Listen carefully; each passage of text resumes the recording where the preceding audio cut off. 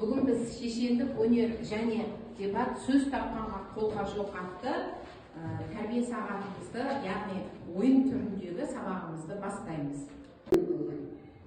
Шешендер ертеңгінің екінші сөзбен бітіреді.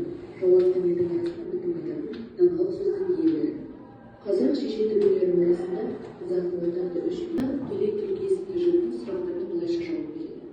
Ата, алты алаш деген кім дейді жігіт. Алты алаш алаша қауымның ұлдары. Қазақ, қарақалпақ, қырғыз, өзбек, түрікмен жайылған дейді. 300 деген кім?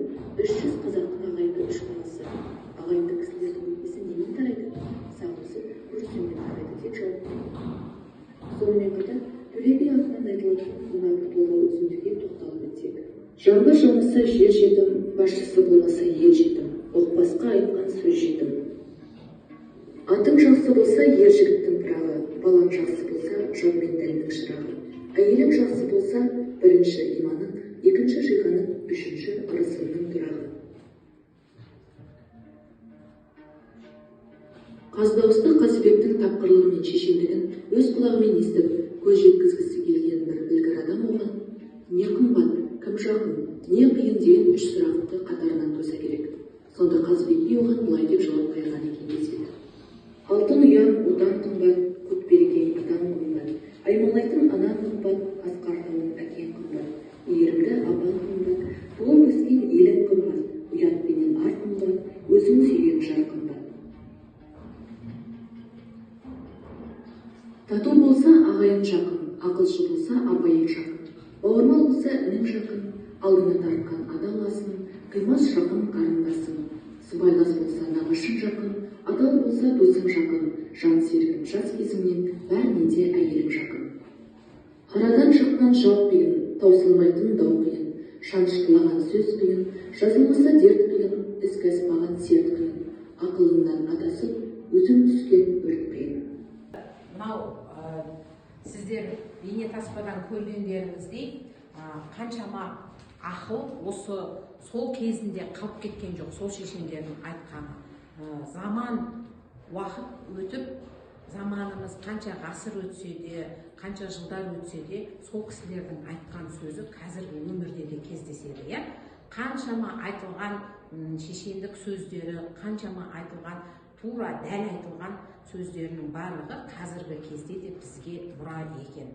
Ал енді келесі тапсырма Қаздауысты Қазыбек би, қай жүздің би дейміз. Қазір үш топ болып жарысамыз. Осы сұраққа қазір мына жерде сұрақтарға жауап береміз. Қай топ дұрыс жауап береді, сол топ жеңімпаз болып табылады екен. Шешендік сөздер нешеге бөлінеді? Үшке. Әйтеке бидің нақыл сөзін табыңыз. Бір айта қойыңыздар, белгілі бір істің қорытындысы шешімі. Екінші топ. Тұжырым дұрыс. Қазақтың ақындарын белгілеңіз. Балғынбек пен Айнұр. Балғынбек пен Айнұр. Дұрыс.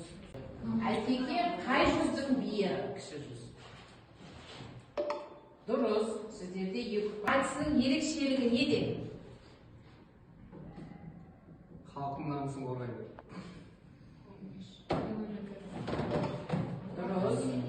Шешендік өнердің заманауи көрінісі. Осы дебатта қазіргі кезде жастардың арасында көбінесе жастар дебат арқылы өздерінің шешендік өнерлерін көрсете алады. Бұл жерде дебатта пікір сайыс болады, яғни жарыс сөз айтыс ретінде ой ұшқырлығы, шешендік өнер мен ой ұшқырлығы сынға түсетін ойын болып табылады. Ол дебаттың арнайы ережелері болады. Ол және де дәлділік көрсетеді. Дәлділік деп отқанымыз бұл жерде нақты фактілермен көрсетілу керек. Келесі, дебаттың мақсаты мен маңызы сіздер білмесеңіздер біле жүріңіздер.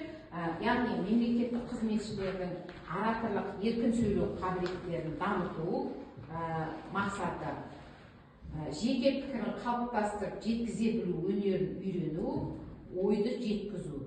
Кез келген тақырыпта ойды еркін, нақты жеткізуге дағдыландырады. Сөз тапқанға қолқа жоқ дейді. Қазір оқушы би рөлінде әділ шешім айтуы керек. осы мынау ситуациялық сұраққа қай топ қалай жауап береді екен? Бұл жерде мысалы екі оқушы бір кітапқа таласып келді. Не айтасыздар? Қай топ дайын? Жылдам айтайық. Көп ойланба. Бірінші топ айта қойыңыздар. Мен ол бір кітапқа таласып жатқан оқушыларға айтушы едім. Мен сендерге телефон арқылы электронды түрі мен кітапты ашып берейін, немесе одан да басқа мықты қызықты кітаптар бар. Айтасыз, қазіргі кезде кез келген кітапты арнайы оқулық сайттары бар, иә? Сол сайттан оқуға ұсыныс берер едіңіз, иә? Жарайсыз. Сіздер қалай жауап берер едіңіздер? Бұл дауды қалай шешер едіңіздер?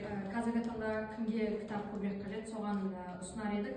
Және де екеуі бірлесе отырып жұмыс жасауды ұсынамыз. Сосын егер де бір оқушыға кітап берілетін болса, ол әділетсіздік болып қалады. Сондықтан да оқушыға кімге көбірек қажет, соған беретін едік. Кейін екеуі кезектесіп алмасып оқи береді. Сосын тағы да осы жерде тағы да қандай нәрсені айтып кету керек? Екі таласқан оқушыны бірінші не істеу керек? Татуластыру керек екен, иә? Содан кейін кезек алуын ұсынар едіңіздер. Жарайсыздар. Келесі үшінші топ. Менің ойымша екі оқушы да кітапты уақытқа бөліп оқу керек. Уақытқа бөліп оқу керек, иә?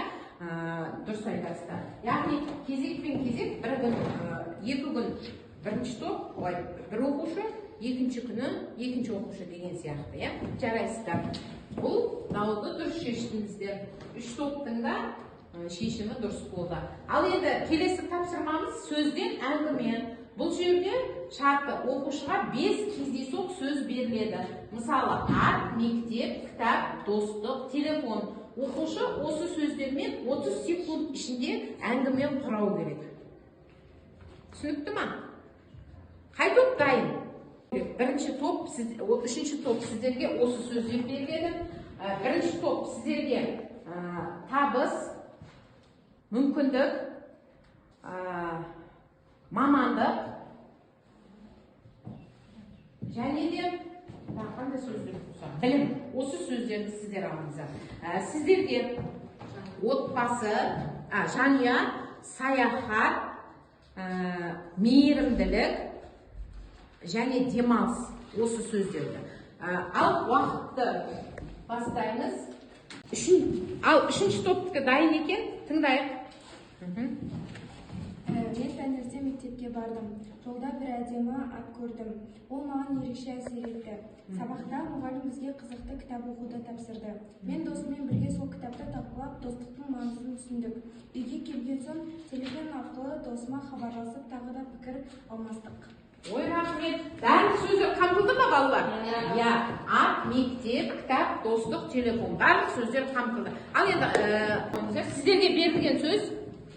Біздерге бөлінген жанұя, демалыс, мейірім, саяхат. Жанұямен бірге бір демалыс кезінде саяхатқа шығып, табиғатты тамашалап, бір-бірімізге мейірім көрсетіп, өте жақсы уақыт өткіздік. Бәрін бір сөйлемге сыйғыздыңыздар, иә? Жарайсыздар, рахмет. Ал бірінші топ дайынсыздар ма? Айта қойыңыздар. Бізге берілген сөздер мамандық, білім, мүмкіндік, табыс. Дұрыс мамандық таңдап жақсы білім алсаң, алдыңнан үлкен мүмкіндік ашылып, табысқа жетесің. Жарайсыз. Керемет. Рахмет. Балалар, сөз қару емес, бірақ ол жүректі жаралай алады. Сөз алтын емес, бірақ ол адамды байыта алады. Сөз жел емес, бірақ ол халықты біріктіре алады. Олай болса, сөзді де пайдаланудың өз орны бар екен. Шешендер біздің Қазыбек би, Әйтеке би, Төле би қаншама елдегі дауды шешкен екен. Сондықтан да сөзді көп сөйлемей, дөп сөйле деп бекерден бекер айтылмаған екен. Әрбір сөзді аузымыздан шыққан сөзімізге өзіміз еге екенбіз. Сондықтан да әр уақытта аузымыздан жақсы, дұрыс сөз шығу керек екен. Қорытындылай келе, сөз өнері елдің ертеңі. Шешендік өнер ұлттық психологияның бастауы. Дебат арқылы жастардың ой өрісін кеңейту қоғамға белсенді қатысуға тәрбиелейді. Сөз құдіретін түсініп, оны дұрыс қолдану әрбір азаматтың міндеті. Олай болса, бүгінгі біздің сайысымызда 3 топта жақсы ат салысты, өз ойларын жақсы білдіре алды. 3 топқа да болашақта жақсы сөйлейтін, көп сөйлемей, дөп сөйлейтін нағыз шешен азамат болуларыңызға тілектеспін. Бүгінгі сайысымыз осымен аяқталды. Сау саламат болыңыздар.